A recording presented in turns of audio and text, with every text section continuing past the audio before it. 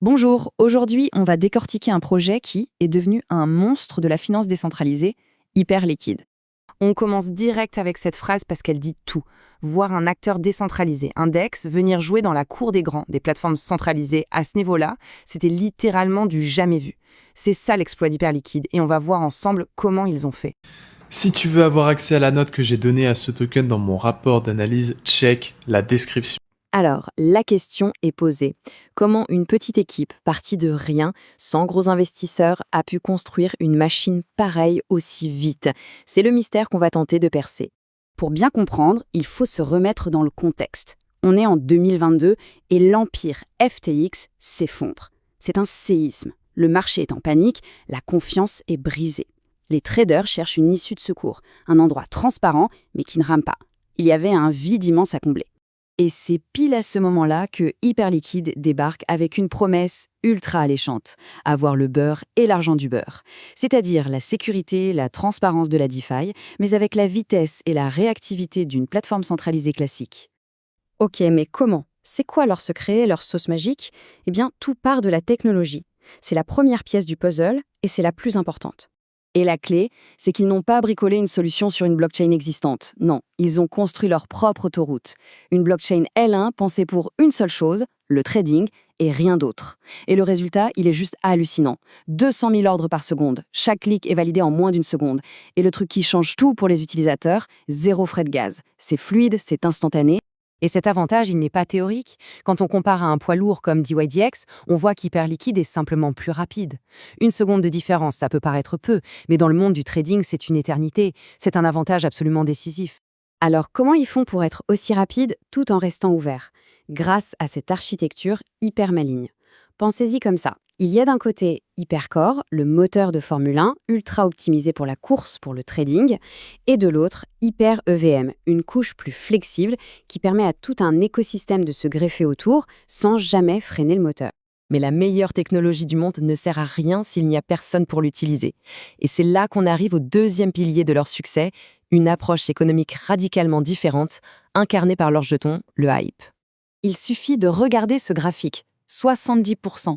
C'est la part de tous les jetons qui est réservée aux utilisateurs via des airdrops et des récompenses. Le message est limpide, cette plateforme appartient à ceux qui l'utilisent. Point. Et maintenant, le chiffre qui change absolument tout, 0%. C'est la part qui a été donnée au fonds de capital risque. L'équipe s'est autofinancée. Ça veut dire quoi? Ça veut dire qu'il n'y a pas de gros investisseurs en coulisses qui attendent le bon moment pour vendre massivement leurs jetons. Et pour boucler la boucle, voilà le moteur de cette économie. Quasiment tous les frais générés par la plateforme servent à une seule chose, racheter des jetons hype sur le marché pour les retirer de la circulation. C'est un mécanisme super puissant. Plus la plateforme est utilisée, plus il y a de revenus, plus le jeton est racheté. Bon, sur le papier, c'est parfait. Une super techno, une économie solide, mais la vraie question, c'est est-ce que ça tient quand la tempête se lève? C'est là qu'on va voir que Hyperliquid a été littéralement forgé dans le feu. Leur histoire, ce n'est pas un long fleuve tranquille, loin de là. Rumeurs de hack, attaques de marché, failles sur un projet voisin, ils ont tout eu. Chaque crise aurait pu les couler, mais à chaque fois, ça a été un test de résistance grandeur nature. Prenons l'affaire Jelly.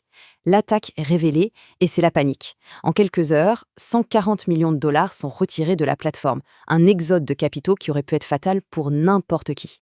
Mais c'est là que la magie opère. Non seulement les fonds ne sont pas tous partis, mais ils sont revenus et encore plus nombreux qu'avant. Peu de temps après, la valeur totale bloquée sur le protocole a explosé, dépassant de loin le niveau d'avant la crise. La communauté a vu comment l'équipe a géré la situation, avec transparence, et a voté avec son argent.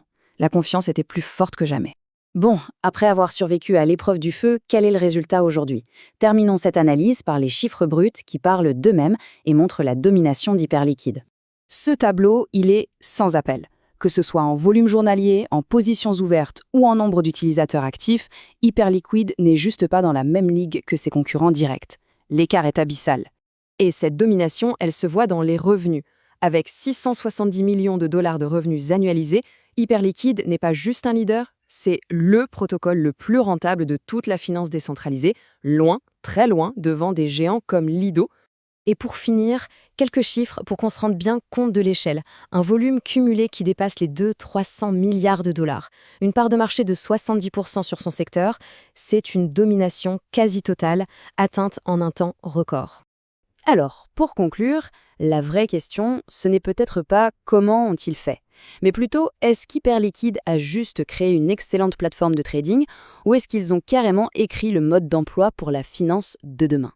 Si cette analyse te paraît pertinente, sache que tu n'en vois que 20%. Le reste, mes vraies notes, mon scoring, mon suivi des données clés et mes alertes quand quelque chose change dans ce protocole, dans ce projet et aussi dans d'autres protocoles, je le garde pour le Crypto Deep Research Club. C'est le club privé pour les investisseurs crypto sérieux qui veulent gagner du temps et décider avec des vraies données, pas avec le bruit du marché.